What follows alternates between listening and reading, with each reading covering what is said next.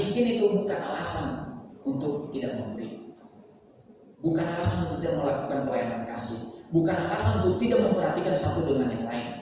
Ya, karena apa? Memberi adalah wujud iman kita dan buah dari pertobatan kita.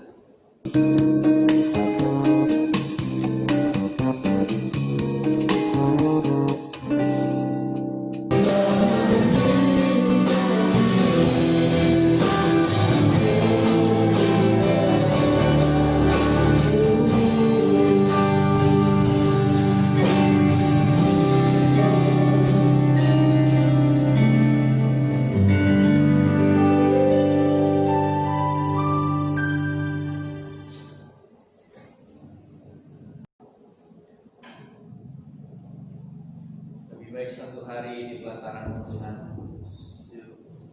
daripada 1000 hari di tempat lain. Biarlah kerinduan itu semakin dalam di hati kami untuk boleh tetap merindukan Tuhan dalam seluruh aspek kehidupan kami. Setiap kebenaran yang Tuhan sudah persiapkan untuk boleh disampaikan, biarlah di bawah otoritas kasih Tuhan. Terima kasih Bapak. Kami memuji Engkau, kami menyembah Engkau, dan kami serahkan Engkau ke dalam tangan waktu ini. Di dalam nama Yesus kami berdoa. Semua yang percaya katakan amin. Shalom semuanya. Puji Tuhan. Nah, malam hari ini kita akan merenungkan firman Tuhan secara bersama-sama. 2 Korintus pasal 8 ayat 1 sampai 15. Kalau sudah menemukan, kita baca secara bergantian. Kita mulai 1, 2, 3. Saudara-saudara, kami hendak memberitahukan kepada kamu tentang kasih karunia yang dianugerahkan kepada jemaat di Makedonia.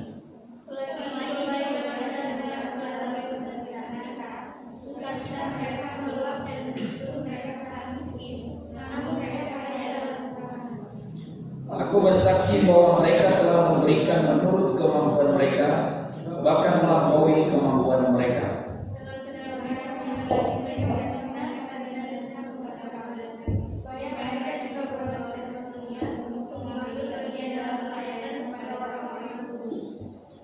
Mereka memberikan lebih banyak daripada yang kami harapkan. Mereka memberikan diri mereka pertama-tama kepada Allah, kemudian oleh karena kehendak Allah juga kepada kami.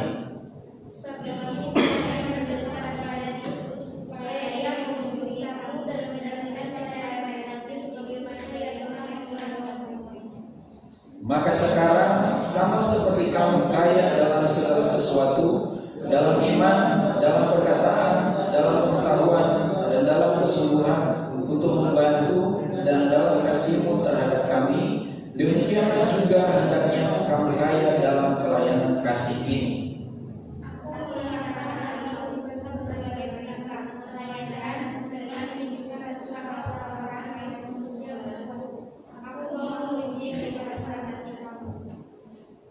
Karena kamu telah mengenal kasih Yesus Kristus, bahwa Dia yang oleh karena kamu menjadi miskin, sekalipun Ia kaya, supaya kamu menjadi kaya oleh karena kemiskinannya.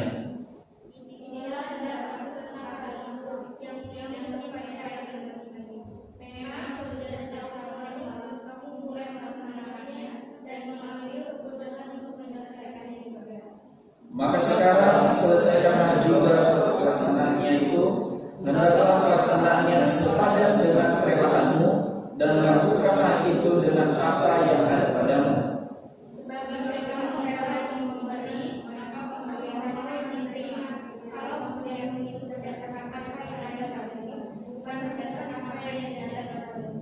Sebab kamu dibebani bukanlah supaya orang-orang lain mendapat keringanan, tetapi supaya ada keseimbangan.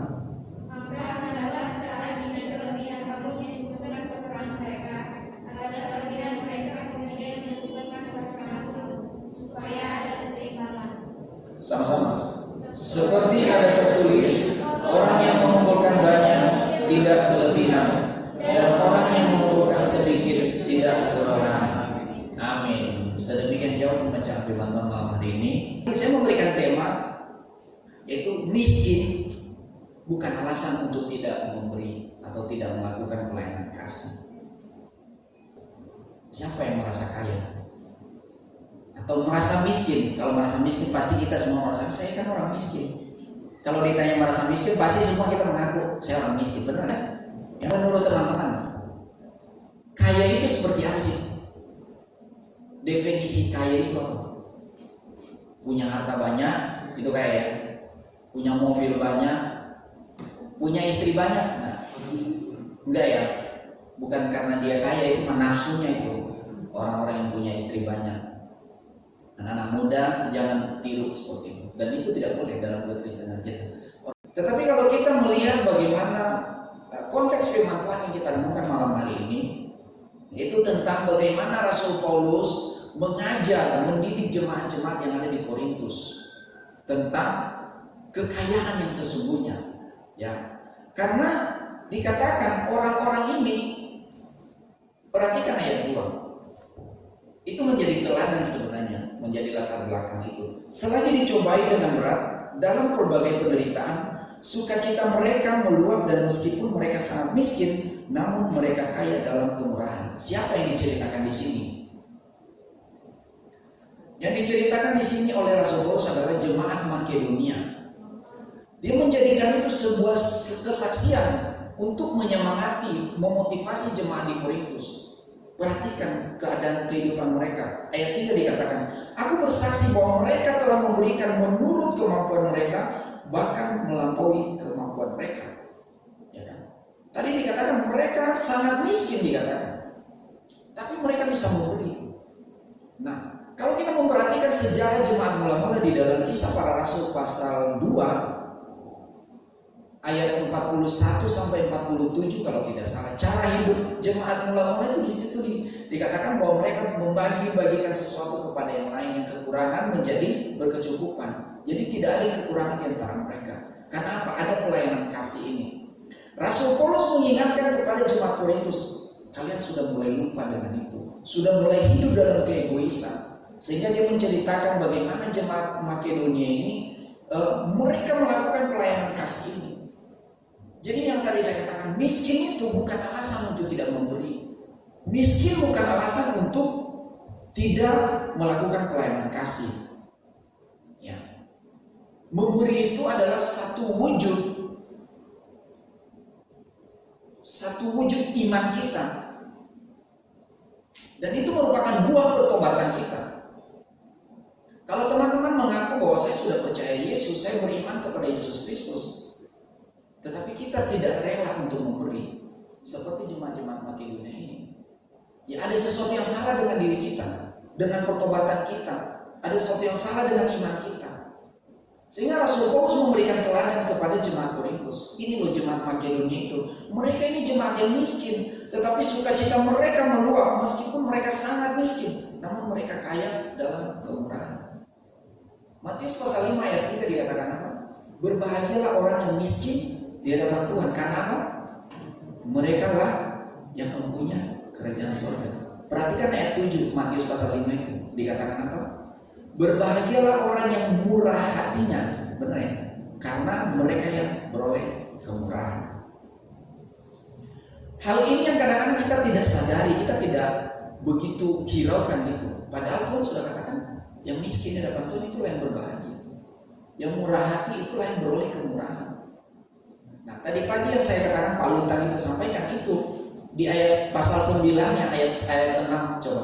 Camkanlah ini, orang yang menabur sedikit akan menuai sedikit juga, dan orang yang menabur banyak akan menuai banyak juga.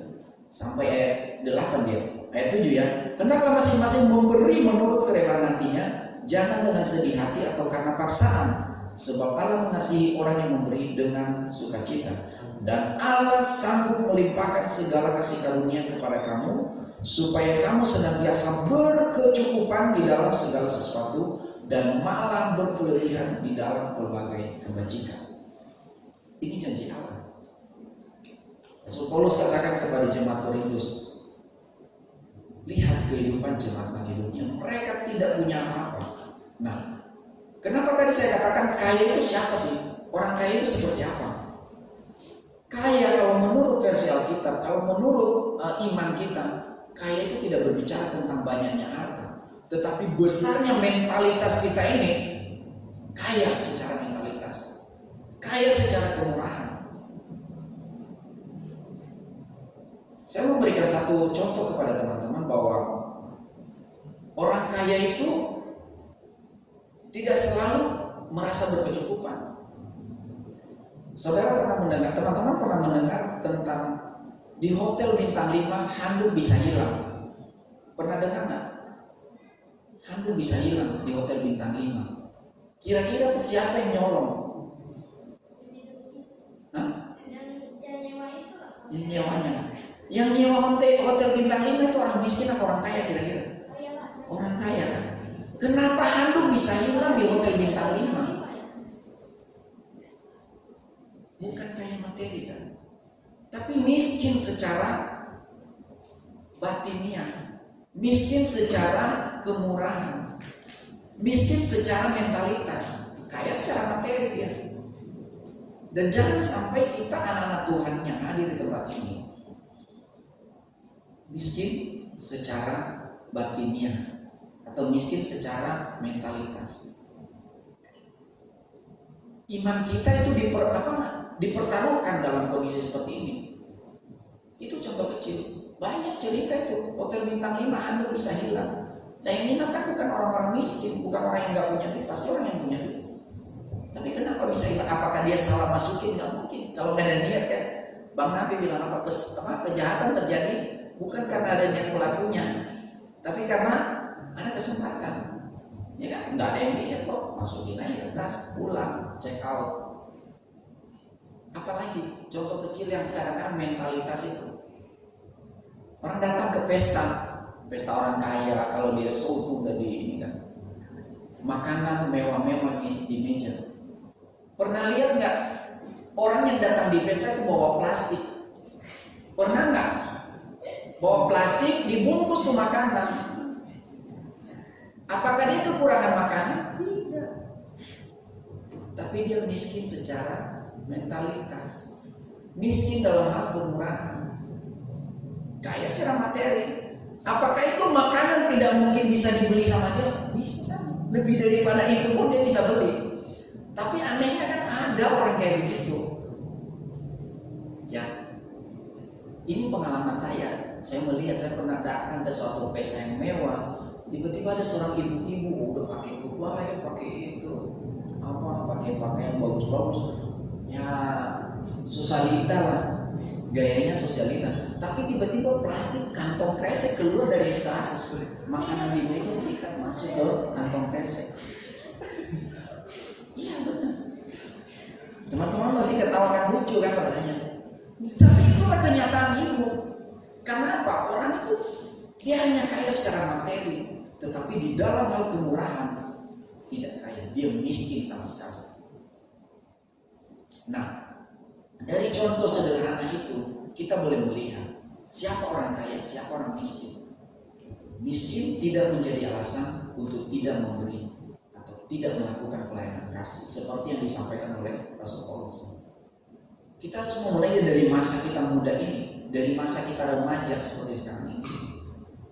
Dulu saya berpikir ketika memberi itu saya kekurangan. Jadi pertama saya sekali bekerja itu saya dapatkan gaji tahun 2001 itu nggak nyampe 400.000, sekitar 350.000 gajinya saat itu. Harus bayar kos 80.000 satu bulan, belum makan setiap hari, transportasi dan banyak hal kebutuhan lain, sehingga akhir bulan habis juga itu duit, bahkan kadang-kadang kurang. Tetapi kita harus taat, saya harus taat memberi, terutama perpuluhan, ya. Kemudian persembahan, ucapan syukur. Kadang-kadang secara manusia sedih rasanya gitu. Aduh Tuhan, bagaimana? Saya memberikan kalau 350.000 kan berarti 35.000 ya persepuluhan yang akan harus beri. Ditambah dengan persembahan setiap minggu, transportasi ke tempat kerja, kemudian ke gereja. Saat itu saya belum punya motor. Jadi kalau ke tempat kerja itu kalau nggak naik ojek, ya jalan kaki, kalau nggak lari-lari. Karena lumayan dekat kantor saya, tempat saya bekerja pada saat itu. Tetapi sudah pertengahan bulan, awal-awal itu, aduh gimana rasanya ya. udah nggak punya duit, tapi harus taat memberi. Tapi puji Tuhan sampai saat ini itu sudah terbiasa jadinya. Jadi memberi itu sesuatu hal yang tidak heran lagi gitu. Ketika saya sudah berkeluarga pun itu tidak menjadi masalah lagi, karena istri saya pun sudah terbiasa dengan kehidupan saya sama. Nah, kalau dari sekarang tidak terbiasa kita memberi untuk pelayanan pekerjaan Tuhan terutama ya, tidak terbiasa kita untuk melakukan pelayanan kasih, kita akan menjadi orang yang egois.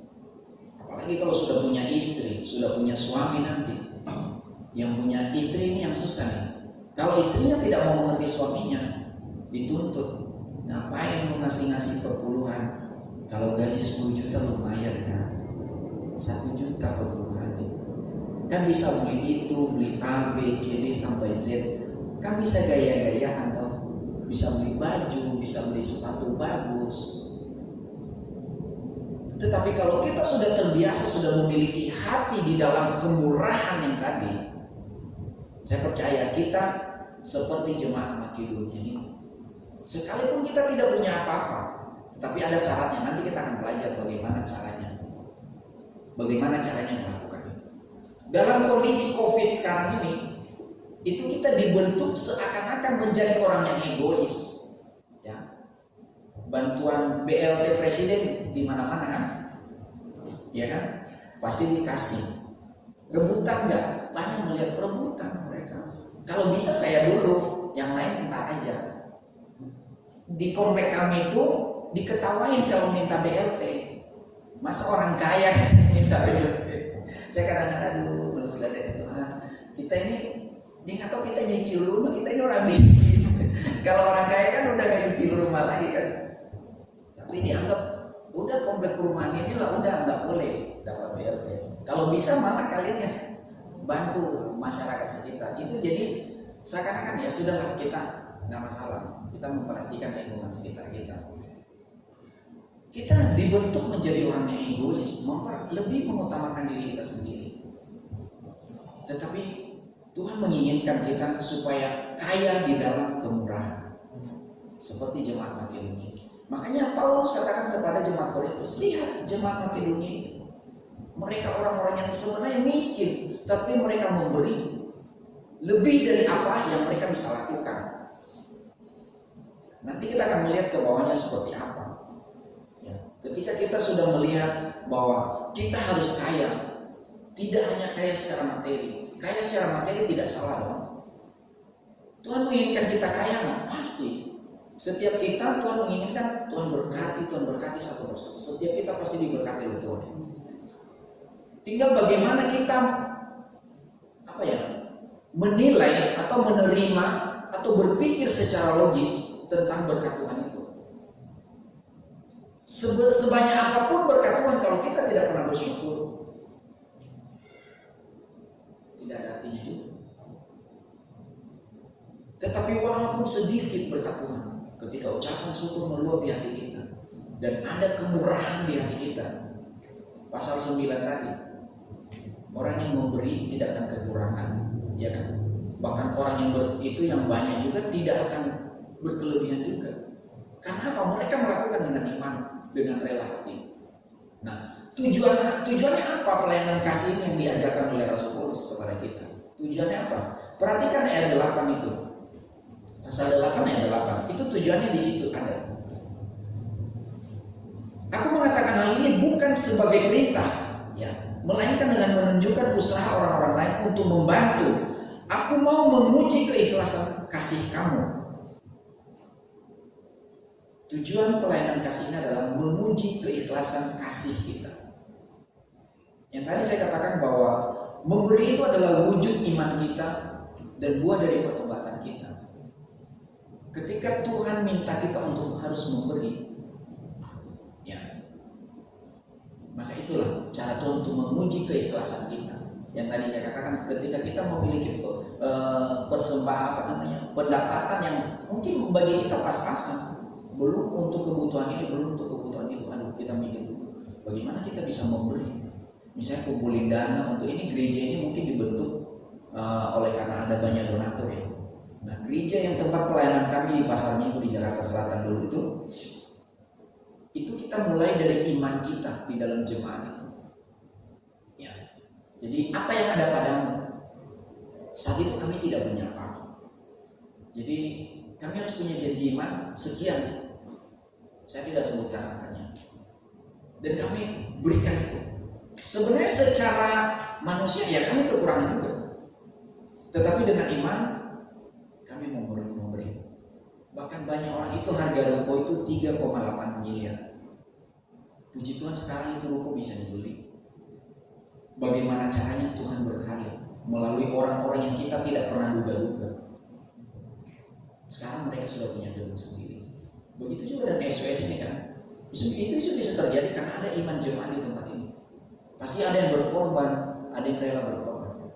Dengan pelayanan yang kita kerjakan sekarang ini, kita harus rela berkorban. Jangan hitung-hitungan. Tujuannya apa? Menguji keikhlasan hati kita. Itu tujuannya. Kemudian tujuan yang berikutnya apa?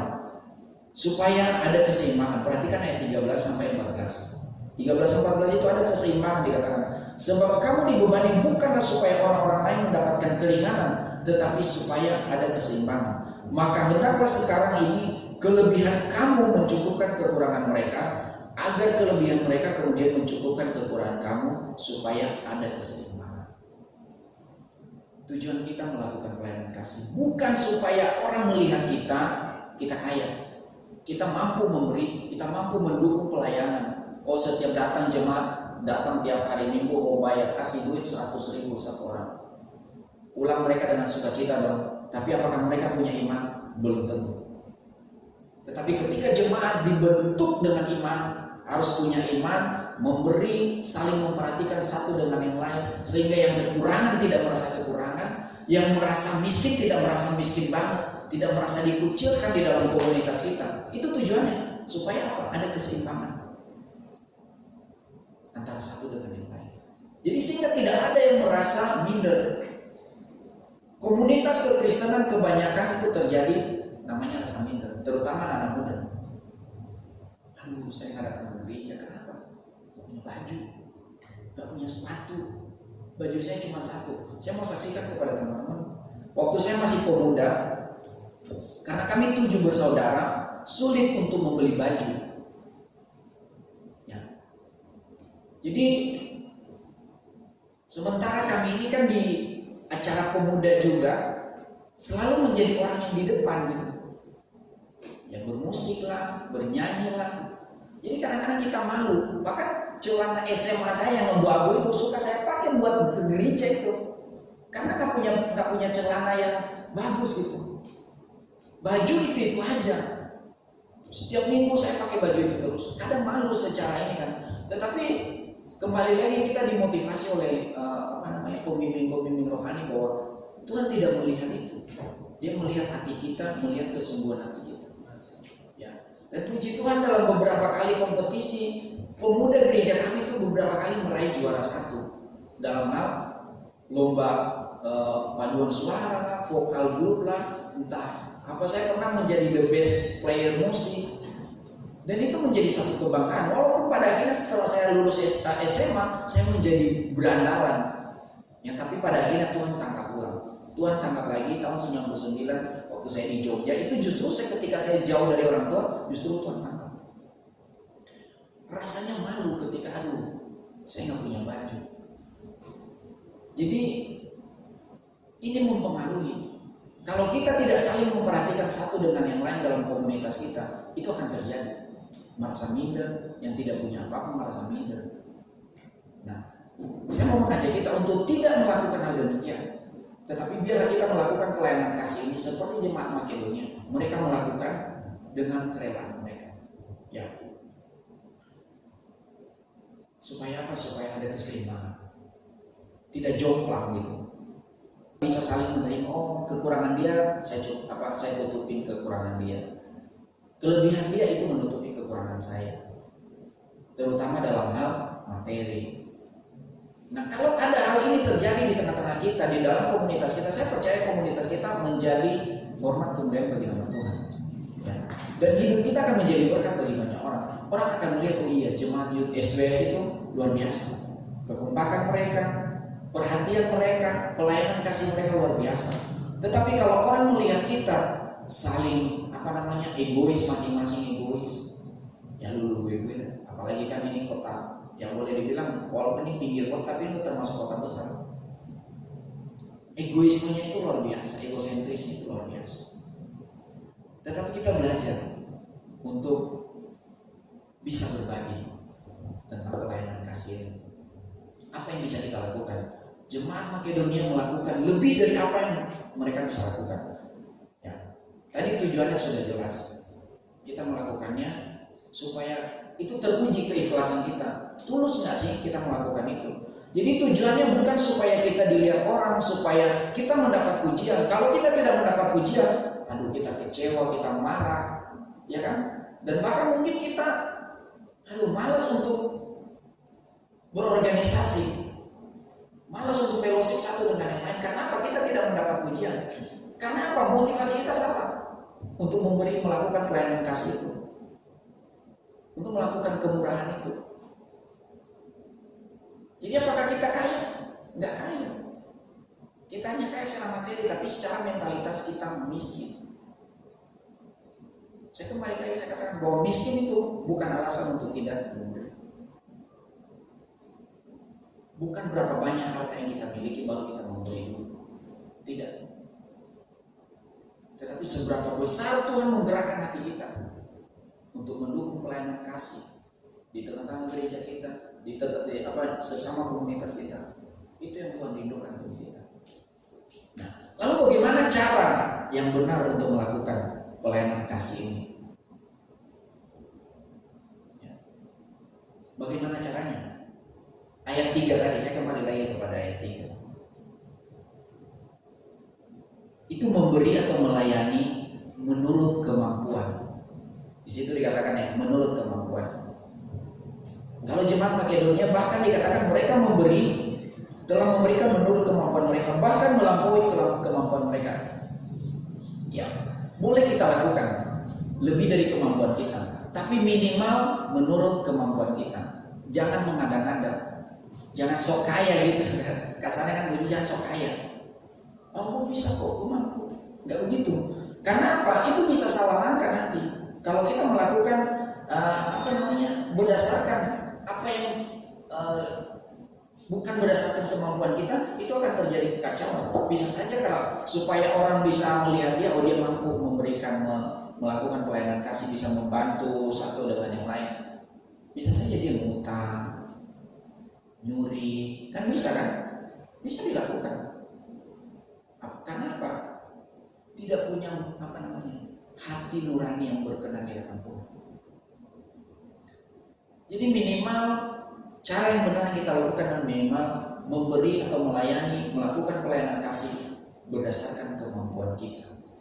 Jangan di luar kemampuan kita. Ya. Karena itu akan menimbulkan masalah kalau di luar kemampuan kita. Apa yang kita punya?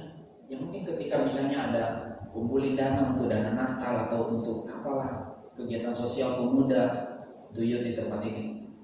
Oh satu orang, ada yang kumpulin 100.000, kita cuma bisa 5.000, mikir-mikir malu gak ya? Jangan pernah malu. Apa ya kalau memang kamu cuma mampu kasih 5.000 untuk kegiatan sosial di hidup ini, nggak apa-apa. Tuhan melihat kok hati kita, bukan melihat jumlahnya. Oh iya, si Kopian kasihnya 100.000 ya. Iya, kok Rio kasihnya 200.000. Saya goceng doang. Gak enak hati kan? Tapi tidak seperti itu. Tuhan tidak melihat kadang-kadang itu. Yang penting kamu memberi menurut kemampuan. Apa yang ada padamu. Nah ini yang kedua.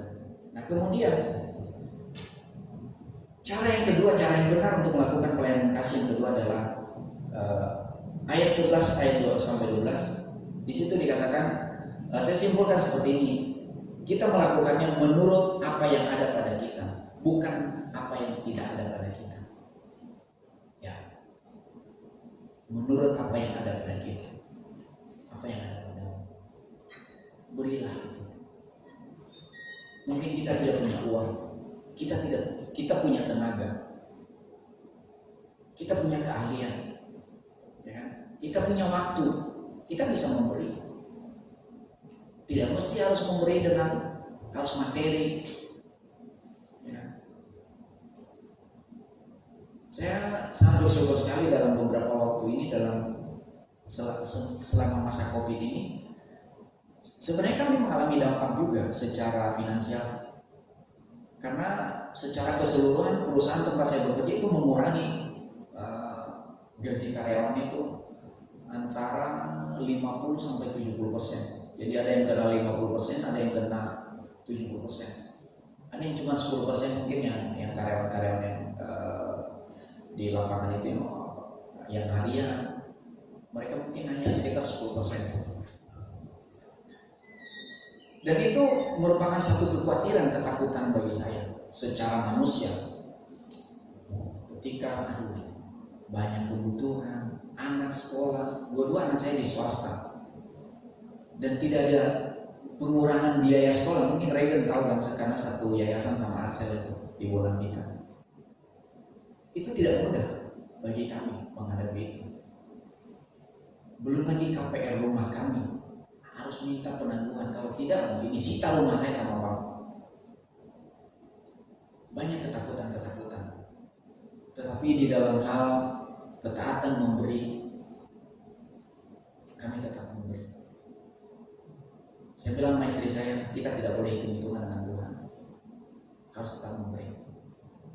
Berapapun yang Tuhan kasih kita beri sesuai dengan itu. Dan puji Tuhan, ada aja berkat Tuhan yang mengalir buat keluarga kami. Nggak tahu dari mana tiba-tiba ada beras diantarin ke rumah. Benar, ada aja makanan, ada aja sesuatu yang diantarin ke rumah kami. Yang kadang-kadang, puji Tuhan, udah akhir bulan, apalagi kalau udah tanggal 15 ke atas itu, kadang-kadang kita udah mulai ketar-ketir sebenarnya secara mana. Tapi Tuhan tolong luar biasa. Sampai hari ini saya masih bisa tetap berdiri, badan gak kurus, gak gemuk, tetap seperti ini, stabil gitu kan. Ya, saya tetap bersyukur dengan keadaan itu. Dalam hal memberi, saya pikir kita tidak boleh mengabaikan hal itu. Tetap kita lakukan dengan sukacita. Dan saya rindu teman-teman yang hadir pada malam hari ini, kita melakukan menurut apa yang ada pada kita. Kalau tadi yang pertama, minimal melayani menurut kemampuan. Kemampuan itu kan berarti ada batas kemampuan, ada di bawah kemampuan kita, ada di atas kemampuan kita kan. Berarti itu ada level, ada standarnya, ada bottomnya, ada topnya dia. Jadi ada level atas, ada level bawah. Minimal menurut kemampuan kita. Dan kemudian lakukan menurut apa yang ada padamu. Makanya tadi saya katakan, kalau kita tidak melakukan dengan cara yang benar, kita akan salah langkah. Kita akan menjadi pencuri, kita akan menjadi pembohong, kita akan menjadi penipu. Bahkan kita akan menghalalkan segala cara demi kebersamaan. Kadang-kadang kan itu menyenangkan hati sesama teman-teman kan. Nggak enak lah kalau gue nggak ngasih, nggak enak lah kalau gue nggak ikutan kolek gitu kan, apa namanya, kolektif kan pada teman-teman. Misalnya ada kegiatan sosial gitu. Jangan pernah berpikir kalau nggak ada udah nggak ada, memang kami nggak ada. Saya nggak punya, saya nggak ada. Mohon maaf ya. Jangan nggak enak perasaan dulu. Ya kita harus menyesuaikan diri kita menurut kemampuan kita. Ya, bisa ya teman-teman seperti ya. Jadi saya rindu bahwa setiap kita boleh mengerti, memahami apa yang dilakukan oleh jemaat Makedonia ini. Ada satu teladan. Mereka memberi, tetapi tidak kekurangan, Pak. Tidak akan pernah kekurangan. Percaya bahwa firman Tuhan itu ya dan amin. Tidak pernah kekurangan. Kami sudah mengalami. Dari saya masih bujangan sampai sekarang saya punya anak 2. Saya sudah 11 tahun menikah. Tuhan tidak pernah tinggalkan. Bahkan di saat-saat yang sangat genting sekalipun, Tuhan tetap tolong. Bagaimana caranya pun saya tidak tahu. Tapi ada aja cara Tuhan untuk selalu menolong kita. Ya, itu yang saya percaya bahwa Tuhan pasti lakukan hal itu, bahwa orang yang menabur sedikit akan menuai sedikit juga, dan orang yang menabur banyak akan menuai banyak juga. Orang selalu bilang kan apa yang ditabur orang itu yang akan dituai, ya kan? Tapi firman Tuhan itu jelas, menabur sedikit, kau menuai sedikit. Menabur banyak, kau menabur banyak. Tapi harus dengan cara yang benar. Ya, kita memberi, melakukan pelayanan kasih, ya, belajar taat untuk memberikan perpuluhan, mengembalikan perpuluhan, terutama ya teman-teman yang sudah bekerja ya. Ya, ingat bahwa Tuhan pasal 9 ayat 8 tadi, dan Allah sanggup melimpahkan segala kasih karunia kepada kamu supaya kamu senantiasa berkecukupan di dalam segala sesuatu dan malah berkelebihan di dalam berbagai kebajikan. Saya bisa buktikan kepada teman-teman di sini satu kesaksian penutup bagi dari saya. Ketika saya menikah tahun 2009, jadi ketika kami berencana untuk menikah itu, kami kalkulasi lah kebutuhan dana untuk biaya ini. Totalan minimal dana itu harus tersedia waktu itu sekitar 45 sampai 50 juta. Itu tahun 2009. Jadi 1 tahun sebelumnya 2008 itu kami sudah mulai berencana menikah. Jadi 1 tahun kami punya persiapan untuk menikah. Hitung-hitung, ternyata pas hari hanya bongkar lebih dari itu, kan udah naik kan harga setahun yang lalu kita planning. Baru sekarang kita terjadi, kaget luar biasa. Udah bajunya lah, beli ini, beli itu segala macam. Cateringnya udah berubah. Itu luar biasa. Dan dari mana dananya? Sementara dana di tangan kita itu buru-buru pas-pasan. Gak cukup dari budget yang sudah ini 40 sampai 50 juta, pokoknya harus punya dana minimal segitu. Tetapi gimana caranya? Kami terus berdoa, itu yang kami lakukan tuh. Memberi tetap memberi. Gak pernah pelit, pembangunan gereja tetap berjalan dan kami harus memberi. Karena saat itu kami pengurus gereja. Ya, saya pengurus gereja, istri saya pengurus gereja di tempatnya dia melayani juga. Dan namanya pengurus gereja ya kita yang tiang-tiang gereja yang setiap minggu rapat dengan pendeta, dengan seluruh majelis gereja. Saya berapa periode menjadi ketua majelis gereja. Mau tidak mau kita harus berkorban. Sementara kan kita punya butuh duit pada saat itu. Tetapi dengan iman kita harus tetap memberi. Yang kami lakukan, kami selalu doa puasa. Sekarang sebenarnya udah berkurang ketika kami sudah menikah ini. Waktunya kayak berkurang, mungkin udah hampir gak pernah doa puasa lagi. Kita doa pasti doa, persekutuan pasti persekutuan. Anak-anak saya juga tahu. Jadi setiap hari apa gitu dalam 1 minggu pasti kami punya persekutuan di rumah. Gak mesti hari Senin, gak mesti hari Selasa. Kapan pokoknya saya pulang, ini kita ada waktu, udah saya kasih tahu mereka kita persekutuan. Dan itu kami tidak pernah tinggalkan itu. Dan teman-teman, ini menjadi kesaksian saya. Allah sanggup melimpahkan segala kasih karunia kepada kamu. Itu janji Allah. Ditepati oleh Tuhan. Ketika kami hari untuk kami menikah, ada saja dana mengalir dan Tuhan cukupkan segala dana itu. Bahkan lebih daripada itu, lebih dari yang kami butuhkan, dana itu tersedia. Gak punya utang sama sekali. Bukan kami ngutang minjem uang, enggak minjem uang sama sekali. Sampai kami menikah, gak punya utang. Biasanya kalau orang nias, mungkin ini tahu, orang nias menikah, habis menikah itu bayar utang, bener ya? Dia tahu banget. Jadi dia ikut suami itu bekerja untuk bayar utang bertahun-tahun itu. Kenapa? Bisa 300 juta menikah sama orang nias, tapi jangan takut menikah sama orang nias. Bisa dinegosiasi. Ya Victor ya, jangan takut menikah sama orang nias, bisa dinegosiasi. Ya teman-teman juga yang pernah kenal dengan orang nias, jangan takut. Itu ada, bisa bisa dibicarakan baik-baik, ya, bisa dinegosiasi. Itu kesaksian saya dan Tuhan cukupkan secara luar biasa. Memberi tetap memberi, tidak pernah hitung-hitungan nanti. Sampai sekarang pun kami masih tetap bisa menyaksikan kemurahan Tuhan itu. Jadi teman-teman jangan takut untuk memberi. Yang tadi saya katakan, miskin itu bukan alasan untuk tidak memberi. Bukan alasan untuk tidak melakukan pelayanan kasih. Bukan alasan untuk tidak memperhatikan satu dengan yang lain. Ya, karena apa? Memberi adalah wujud iman kita dan buah dari pertobatan kita. Jadi teman-teman kalau sudah yakin dengan iman percaya kita kepada Yesus Kristus, kita tidak menjadi masalah. Memberi itu bukan menjadi sesuatu hal yang masalah. Ya. Jadi biarlah teman-teman boleh mengerti, saya pun diberkati dalam firman Tuhan ini. Bukan tentang kita berapa banyak kekayaan kita, bukan berapa banyak uang yang kita miliki, ya, tapi berapa banyak kemurahan hati yang kita miliki, ya, mentalitas kita yang diuji. Ya. Saya percaya ketika kita mau taat dengan ini, berkat Tuhan itu akan melimpah bagi setiap kita. Biarlah firman Tuhan ini boleh berkati kita semua. Mari kita berdoa.